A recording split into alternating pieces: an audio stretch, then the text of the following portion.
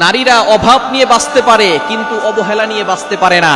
অভাব নিয়ে সংসার করতে পারে, স্বামীর কাছে টাকা পয়সা নাই, স্বামী তাকে যত্ন করে ভালোবাসে, এই ভালোবাসা নিয়ে থাকতে পারে, কিন্তু যেখানে তাকে অবহেলা করা হয় সেখানে সে থাকতে পারে না, তার থাকতে অনেক কষ্ট হয়। অনেক নারীরা এমন আছে শ্বশুর বাড়ি যাওয়ার পরে শ্বশুর বাড়ির নির্যাতন সহ্য করতে পারে না। উপর দিয়ে দেখা যায় সে কাজ করতেছে, হাসি খুশি আছে, কিন্তু ভিতর দিয়ে তার সবকিছু পুড়ে ছারখার হয়ে যায়। সুতরাং এই মানুষের অশান্তির কারণ কখনো হবেন না। অনেক স্বামী আছে তার স্ত্রীকে সুখ দিতে পারে না, স্ত্রীর সাথে সুন্দর করে কথা বলে না, তার সাথে একটু হাসি দিয়ে কথা বলে না, স্ত্রীর মনে অনেক কষ্ট বোঝা হয়ে গিয়েছে, এই মানসিক চিন্তায় আস্তে আস্তে সে অসুস্থ হয়ে পড়তেছে, এটা স্বামীদের খেয়াল নাই।